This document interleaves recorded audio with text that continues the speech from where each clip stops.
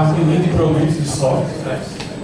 Então, o intuito dessa apresentação é mais ou menos contextualizar o que seria linha de produtos e software, para quem não conhece ainda, e falar como é que a gente está aplicando aqui, levantar alguns pontos para quem está aplicando aqui nos sistemas e na cooperação, essa parte de produtos e software. Essa é a área da engenharia de software que procura gerenciar, tratar o que a gente está fazendo aqui, né? Você tem um sistema que roda em contextos diferentes, né? Então não chama mais sistema, chama uma linha de produtos. Então você tem aí uma linha e cada instituição tem um produto dessa linha prontada. Então, eu sou engenheiro de computação, formado aqui na FRN, especialista em sistemas corporativos. Atualmente sou servidor da Supervisão Informática, trabalhando mais na parte de modo de biblioteca. Então, se alguém já usou o modo de biblioteca, eu vi meu nome lá no código. Né? Estou começando também a trabalhar agora com um novo sistema de eventos, que a gente está pretendendo para organizar todos os eventos da instituição. Então, quem já quiser o sistema de eventos aí está precisando, a gente já está começando a implantar isso. Estou fazendo mestrado nessa área de LPS. Então, a apresentação vai ser uma contextualização, algumas definições sobre o produto e o cenário atual que está aplicando aqui na cooperação. Então, eu gostaria de começar a fazer uma pergunta a você, né? Alguém vê alguma similaridade entre esses produtos? O que eles têm em comum? Além de comer e orgânico. Esse é o básico. E variabilidade, tem questões diferentes. Então, você vê, quase todos têm hambúrguer, queijo, um tem uma fatia de queijo, outro tem duas. Então, eles são bastante similares, mas são diferentes também. E por que será que as empresas fast food fazem isso?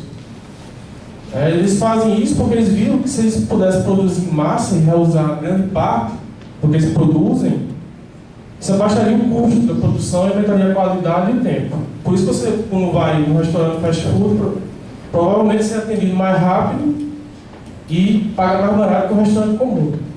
Então eles fazem isso por causa de reuso do software. E parece que essa ideia não é nova, né? Vários setores da indústria, outras engenharias de software mais antigas já usam isso. Então o custo para eu, FIT, já que eu tenho o palio, para produzir o Siena.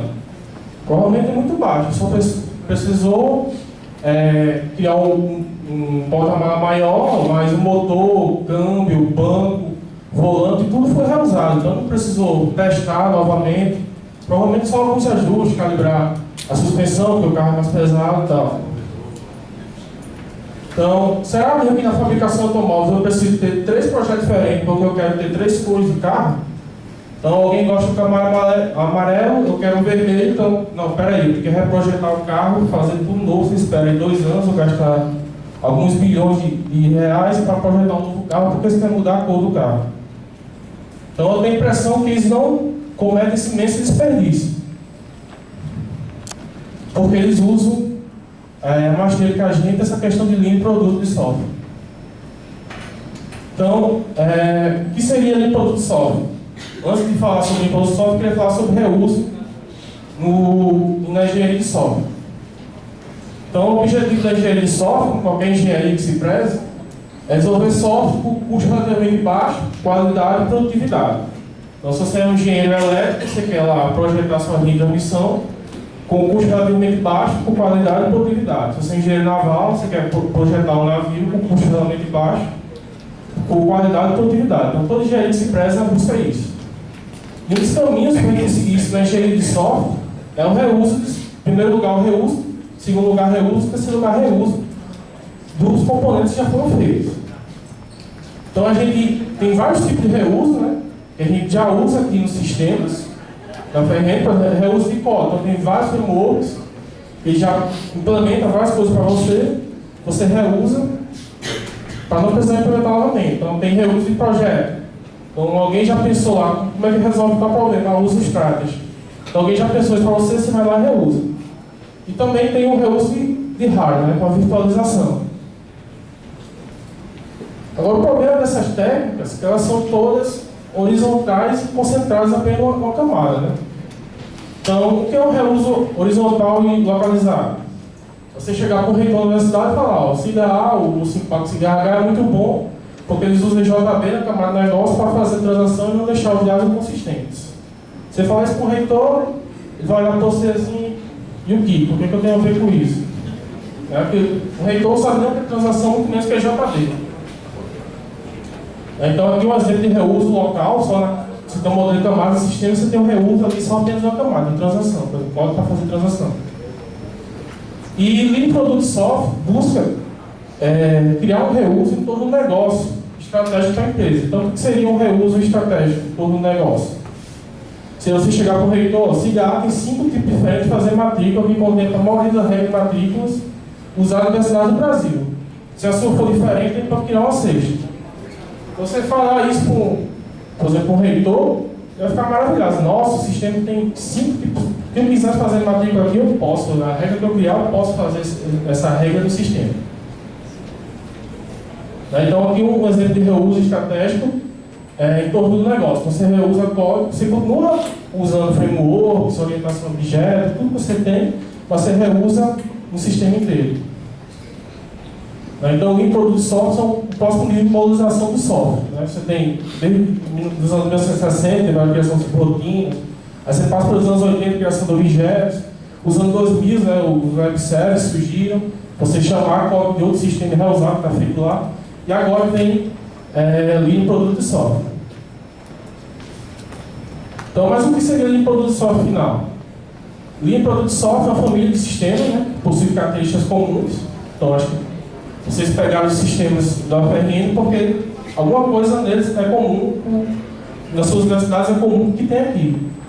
Mas ele também possui características que variam específicas em cada produto. Cada universidade tem suas particularidades que precisam ser alteradas lá. Para um segmento específico do mercado. A gente está tratando aqui de universidades brasileiras, por exemplo. Isso seria um segmento específico do mercado. Então, o Lean Product tem como contexto a noção de variabilidade. O que é uma variabilidade? O que destina um produto dentro da linha. Então, na engenharia de LPS, devemos nos concentrar no esforço no gerenciamento dessas variabilidades. O que é comum no sistema você reusa, apenas reusa. Já foi testado, alguém já usou, já está funcionando, só faço reusar. Isso seria o ideal. No sistema SIGS, como criar variabilidades? Então a gente desenvolveu aqui um método de criar variabilidades, que são padrões de projetos, criados para isolar as variabilidades, mas os parâmetros do banco, criados para distanciar essas variabilidades, dependendo do valor do banco, que a gente chamou esse padrão de execução condicional. Então tem muita gente pensando, por exemplo, como falei, parâmetros do banco, que pensa que é só, tem um valor do negócio para contar de dias para fazer tal coisa. Eu vou lá e altero, aqui na FRN é 1, eu vou alterar para 2 ou 3. Mas esse padrão é para ser usado para coisas mais complexas. Por exemplo, tem uma regra do negócio lá, que eu tenho alguns passos que eu tenho que executar, que é diferente da FRN. Então eu posso criar os meus passos, minha regra de negócio, e em tempo de execução usar esse padrão para distanciar, se eu uso da FRN ou da minha instituição. Então, qual a vantagem da adoção de produtos? Redução do custo de desenvolvimento, aumento da qualidade, redução do time to market, acho que esse é o maior motivo que a gente está aqui hoje, que alguém que foi plantar o sistema lá viu. A gente precisa plantar o sistema aqui. Então, a universidade lá no Nordeste que já tem um sistema lá com muitas funcionalidades. Então, eu acho que é melhor mesmo trabalho para mim, se eu pegar eles lá, do que desenvolver um do zero. Então, isso é uma redução do time to market. Redução dos esforços de manutenção e evolução organizada da linha. Quais são as desvantagens? Grande investimento inicial, requer uma engenharia mais experiente, e desenvolver um sistema já pode ser complicado, imagine desenvolver vários sistemas. Requer um maior gerenciamento técnico e operacional, isso que a gente não tem aqui, assim, entre as instituições, que o jeito de feito a operação, vocês pegam o sistema, então vocês são livres para fazer modificação do sistema. Né? Se tem acesso ao código-fonte, pode mudar todo o tempo. Então isso é bacana do ponto de vista, estou transferindo tecnologia, concordo, é bem legal, mas isso dá um trabalho danado para vocês gerenciar. Essa questão de vocês alterarem o código sistema do jeito que vocês quiserem, para atender as solicitações de negócio da sua instituição. E requer um domínio estável. Esse é o problema que tem aqui. A FRN, apesar de ter mais de 50 anos, muitos moldes não tem domínio estável. Então, agora mesmo está tendo um regulamento de graduação aí que está mudando muitas regras da parte de ensino de graduação. Então, vai ser muitas mudanças. E como é que a gente gerencia isso? A gente está tentando distribuir sistema para as instituições, né? Para mudar tudo, vão ter que mudar lá também. Então, esse é o problema que a gente passa aqui. Então, vou falar agora um pouco dessa parte desse cenário, desses problemas que a gente está tendo aqui com as instituições e corporações. Então, antes de falar nisso, eu gostaria de citar que, para mim, qualquer desenvolvedor tentar pegar no código do sistema, tentar fazer check-out, ele deveria ler esses dois artigos aqui. Né? Que o primeiro artigo, ele fala como foi criada essa parte de vulnerabilidade, né? Os tipos de vulnerabilidade foi criado no sistema. Então, você teria uma noção de como as diferentes vulnerabilidades foram criadas na linha de produto do sistema da FRN e como você poderia usar esse padrão que a gente usa aqui para criar essa vulnerabilidade. E o segundo é justamente um artigo que explica esse padrão que a gente usa aqui. Então, qual o cenário atual das cooperações? Né? Foi realizado um esforço inicial, em meados de 2009, eu acho. Assim que começaram as cooperações, então a gente viu que o sistema tem muita coisa amarrada nele que não serviria de Constituição. Então, a gente foi feito as adaptações dele, nomes fixos da FRN lá na tela, até generalização de algumas partes do sistema e adição desses parâmetros para permitir tempo de execução você configurar qual regra você quer seguir. Então, hoje é possível se gerar vários sistemas, né, os produtos, a partir do código FRN, da linha. Então, o sistema do FRN pode ser considerado no LPS. Né? Você pode gerar vários produtos a partir do baixo do código de você pode configurar lá e gerar vários comportamentos diferentes para aquele sistema. Por exemplo, o modo de biblioteca que eu trabalho, até que pode contar, eu considero o LPS. Você pode implantar em qualquer biblioteca sem precisar fazer modificações no código. É claro que sempre surge algumas coisas pontuais, assim, na biblioteca que trabalha assim. Mas isso pode ser criado facilmente. Então, e deveriam ser no LPS, né? Porque são do mesmo segmento do mercado, então, ensino superior, instituições federais, públicas brasileiras, possuem os mesmos conceitos, aluno, professor, disciplina novas. No CIPAC CRH, eu achava que nada impedia que seja um linha de produto, né? A palestra anterior do professor Galileu já mostrou que eles alteraram várias coisas lá na parte do protocolo. Então, porque o CIPAC CRH tem, são leis mais rígidas, mais fixas, mais padronizadas, então seria fácil criar vulnerabilidades lá no sistema, como um todo. Então, o grande problema que tem aqui é com o código CIGA. É isso que eu vou focar mais. Quais são os problemas do CIGA? As universidades brasileiras são independentes, né, como eu já falei, cada uma cria a sua regra, né? Então tem muitas variedades, em muitos casos o gestor que assume, um pró-reitor, por exemplo, que assume a pró-reitoria, chega lá e vê que não, eu não quero fazer assim, eu quero fazer de outro jeito, ele vai lá e muda as regras. Aí acaba o período dele, entra outro pró-reitor e vai lá, não, eu acho que assim é melhor. Aí vai lá e muda de novo. Então, cada instituição livre pode ter, aquele problema que eu já falei, cada instituição livre pode alterar o código do sistema como bem entender. Isso gera um problema para a gente que quer gerenciar e trabalhar com linha de produto só. Então, existem dois mundos nos sistemas aqui da FRN, em relação à cooperação. Tem as instituições que evoluem o código do sistema sem se preocupar com vulnerabilidades. Pelo menos é isso que eu estou vendo aqui, nos cenários que eu não trabalhei em cooperação, mas assim, sempre que eu tenho contato, por exemplo, em palestras como essa, então eu vejo que elas vão lá e alteram o código direto do sistema e não se preocupam em manter as regras, por exemplo, das instituições, ou a regra da FRN que está lá. Por isso não consegue mais obter atualizações da FRN e outras instituições. Então, isso, pelo menos, focando na parte de gerenciamento de linha de produto de software, isso é errado, né, de fazer. E outras instituições que seguem a regra da FRN conseguem obter as atualizações. Então isso é mais errado ainda, porque o sistema deveria se adaptar às regras de negócio da instituição, não fazer a instituição seguir a regra porque está no sistema.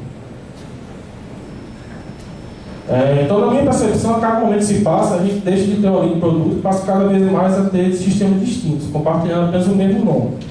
Então isso é um problema que tem que ver se a gente quer isso mesmo ou não, se a gente quer ajeitar isso ou não. Então como a gente poderia organizar isso? Eu pensei em algumas maneiras aqui rapidamente, eu gostaria de sugerir aqui para os senhores. Então, quando a gente estuda lá a parte de redes de computadores, para estabelecer a conexão um protocolo TCP/IP, eles usam lá um negócio chamado Three-Way Handshake, né? Aperto de mão em 3 vias. Então, deveria ser feito, por exemplo, alguma coisa parecida aqui. Então, o FX da vida, eu quero solicitar uma operação. Então, ela comunicaria a FRN, que ela quer o código que tem lá não atende a regra de negócio dela, certo? A FRN criaria a probabilidade do sistema. Não, está aqui, você pode implementar sua regra de negócio aqui. Então, documentaria essa probabilidade, disponibilizaria para as duas instituições, que existe uma nova probabilidade do sistema que pode ser implementada, e a instituição X lá implementaria a regra específica dela. Então, aqui outra visão de como poderia ser feito isso. Né? Tem a regra da FRN não atende. Então, o que é que eu faço? Eu apago a regra da FRN, boto uma interface comum lá em cima, que é como os outros modos vão chamar aquele sistema. Certo? Então, sempre tem que manter alguma coisa comum, senão você vai quebrar todo mundo que está chamando aquela funcionalidade. Implementa as regras específicas da FRN lá e deixa o espaço vazio para vocês implementar as regras específicas da instituição. E aqui no meio o padrão execução condicional para decidir qual das regras deve ser executadas. Certo? Ele prescindir que essa interface seja meio comum e que não seja alterada. Você permaneça lá, para você conseguir manter uma linha de produto do sistema. Então seria muito bom se a gente tivesse probabilidade do sistema documentado e pudesse apresentar para as instituições cooperantes. Aqui estão os possíveis comportamentos que o sistema pode ter. Por favor, implemente seu comportamento dentro do que está definido, sem quebrar a linha de produto. Se precisar algo não contemplado, se comunique, que a gente implementaria lá, criaria a variabilidade. Eu acho que isso seria o cenário ideal que deveria ter aqui. Então, como seria uma maneira de documentar as variabilidades no sistema? Então, isso aqui é uma coisa que a gente chama lá em produtos de software, feature model, que é uma árvore que contém todas as variabilidades que tem no sistema. Então, isso aqui foi um feature model que a gente criou, naqueles artigos que a gente escreveu, que a gente mapeou as variabilidades que tem no sistema. Então, por exemplo, parte da autenticação. Eu tenho ali 3 tipos de fazer autenticação no sistema. Eu tenho um banco para editar e banco de dados para editar. Então, eu posso configurar isso à vontade. Certo? Se alguma instituição precisar de outro tipo, eu quero fazer em arquivo de texto, não tem problema, eu poderia chegar lá, implementar essa parte de arquivo de texto e instanciar em tempo de execução para executar esse código. Então, a gente tem um grande desafio aqui, que é o módulos como graduação. Graduação é só um exemplo, mas tem outros módulos também que o módulo inteiro não é só uma funcionalidade, né? O módulo inteiro não está de acordo com a regra que a FRN usa aqui, por exemplo. Não foi o exemplo citado agora pelo modo protocolo lá na PF, que eles tiveram que implementar por causa de coisa, que muita coisa lá é diferente. Então, tem esse novo regulamento de graduação que está mudando para conceitos básicos, que são turma, disciplina, etc. Então, a mudança tão grande que a análise superficial não é viável manter uma linha de produtos entre o sistema da FRN e os outros sistemas. Então, você teria que reimplementar isso aí. Então, acho que o ideal para mim seria, pelo menos, isolar todo esse modo e falar para as cooperações, quando elas querem pegar utilizar o sistema. Cooperações, experimento, vocês vão ter que reimplementar o modo de graduação, porque não é LPS. Mantém apenas a interface comum e os comportamentos que a FRN definiu que não podem ser alterados sem estudo prévio. Então, isso permitiria, por exemplo, que outros modos que são comuns ao sistema pudessem evoluir sem causar aquele problema enorme de média que tem que fazer em tempos e tempos. As instituições acabam não fazendo, começam fazendo no começo, mas acabam percebendo que é impossível ao longo do tempo você manter essa questão de média. Então, como seria isso? Seria alguma coisa mais ou menos assim: você tem outros módulos, teria uma camada ali no meio, que definiria os comportamentos dos outros módulos, pode chamar, e aqui embaixo você teria que reimplementar as regras específicas de cada instituição. Lógico, essa camada tem que ser fixa, padronizada entre todos os sistemas. Então isso aqui seria para uma sugestão de como implementar esse código. Você teria lá um pacote comum, comum para todas as instituições, então você teria lá o domínio, que é comum, por exemplo, discente. Acho que toda instituição aqui tem um discente e tem matrícula. Então discente com matrícula seria uma coisa comum, que seria colocado lá. Mas na minha instituição o discente está ligado ao curso, na minha é ligado ao departamento. Então, isso mais específico cada um deveria ser criado, por exemplo, um pacote variável. Então, você implementa uma discente da cidade X, que estenda aquele discente e cria a especificidade do cidade da sua universidade. Então, eu teria o domínio e exemplo é fácil. Quais são as operações que a biblioteca chama no modo de ensino? Eu quero consultar se o aluno está ativo ainda para ver se ele pode fazer empréstimo. Então, essa operação ficaria ali. Quais operações que extensão usam na parte de ensino? Pega as informações do aluno para adicionar um projeto de extensão. Então, essas operações ficariam definidas ali e seriam comuns entre todas as instituições. Então, qual o problema de notar isso? Isolamento não é fácil fazer e demandaria um grande esforço. Necessitaria interesse da cooperação entre o gestor do FRN e demais isso, para definir o que é realmente comum entre as universidades. Hoje, eu acho que a gente não tem esse levantamento bem definido do que é realmente comum entre a universidade. Então, e a vantagem de adotar algumas dessas técnicas? A evolução comum poderia ser compartilhada entre as instituições. Então, a parte do limpo do software prega um reuso do sistema. A gente não poderia, no contexto que a gente tem aqui, reusar todo o sistema como o limpo produto prega. Mas a gente poderia ter um reuso parcial da linha de produto. Alguns modos que têm funcionário comum poderiam ser reusados sem vocês precisarem reimplementar. E alguns modos que não têm funcionário comum, aí vocês devem reimplementar. Então, ganharia tempo nesses modos que têm coisas em comum. Certo? E teria uma evolução organizada dos sistemas. Então, quem hoje aqui sabe o que foi implementado em qualquer outra instituição e se o que foi implementado lá seria interessante ele trazer para a sua instituição. Assim, onde tem isso documentado. Eu acho que não canto tem isso, você obter essa informação de maneira fácil. Você sabe que você vai a uma videoconferência e alguém fala, implementei isso aqui na minha instituição. Beleza, legal. Mas fica mais ou menos nisso. Então, a gente vem fazendo algumas pesquisas na área, né? Então, Lean Product Software é uma maravilha, funciona, mas para o nosso cenário aqui, ela não atende tudo. Então, tem essa questão de alguns módulos que tem regras realmente diferentes e é muito difícil você manter uma linha de produto nesses módulos. Então, vamos tentar criar uma abordagem que melhore a integração das funcionalidades, né? Funcionalidades pontuais nesses outros sistemas que evoluem de forma diferente. Então, esse aqui é mais ou menos o estudo que a gente está tentando fazer, né? Que o professor Gabriel falou, o SDN sozinho não funciona, né? Então, a gente entrou em contato com algumas cooperações, né? O UFS, o UFPB, eu acho.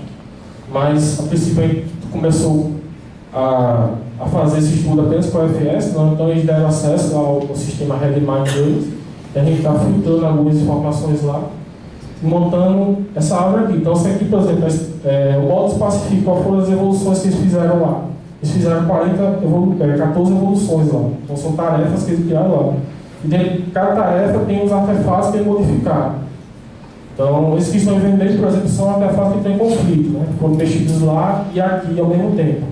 Então, como é que a gente resolveria esses conflitos? Então, isso que a gente está tentando fazer. Então, por exemplo, tem uma tarefa lá que eu ver informações sobre essa tarefa. Aí ele mostra lá o comentário que o desenvolvedor colocou no sistema lá. Então, foi alterado o modo tal. Então, isso aí ajudaria bastante para quem está integrando o sistema, né? Que você faz um merge lá para você ter um bocado de artefatos, mas você não sabe o que aquela mudança significa. Você tem que ficar lendo o comentário do commit, indo no sistema e fazendo esse caminho. Então, a nossa ideia é trazer isso tudo numa tela só que ele possa verificar, né? E já tentando integrar isso o mais seguro possível. Então, isso até é uma questão também. Por exemplo, aqui na UFS, quando eles mudam o código do sistema, eles colocam lá o comentário, né? Mudança, e colocam provavelmente lá o nome da tarefa. Então, isso é uma coisa que deveria ser, por exemplo, padronizada nas instituições, né? Então, vocês alteraram o código, todo mundo por exemplo, comentar do mesmo jeito. Isso facilita não só o meu estudo, mas se alguém quiser fazer um estudo futuro, com quais foram as mudanças que tiveram no sistema, eles poderiam pegar essa informação mais facilmente. Certo? Mas a gente só está ali na ponta do iceberg, né? Provavelmente a maioria dos conflitos que são gerados no sistema, porque eles alteram o código, são muito difíceis de resolver e não serão resolvidos. Né? Só algumas mudanças pontuais que vocês queiram trazer é que provavelmente vão ser solucionadas, né? Não pela gente ou por outros estudos futuros. Então, o ideal para mim é que tentar usar o máximo de LPS possível ainda a melhor abordagem. Então, eu gostaria de finalizar só com 2 pensamentos, né? O senhor gostaria realmente de cooperar ou apenas baixar o código inicial do sistema? Isso não é problema. Se vocês quiserem só baixar o código inicial e não, aqui eu evoluo o sistema por conta própria, eu me garanto, não há problema nisso. Mas se vocês realmente quiserem cooperar e trazer evoluções que foram feitas da sua instituição, eu acho que a gente tem que repensar um pouco o modo que a gente está fazendo. E o último pensamento é o tio Ben, que é sempre importante: with great powers come great responsibility. Então, os poderes que eu estou falando é isso, a questão de dependências e vocês poderem alterar o código a qualquer momento. Então, isso é muito bom, mas também precisam de certos cuidados. Bom, era isso. Obrigado.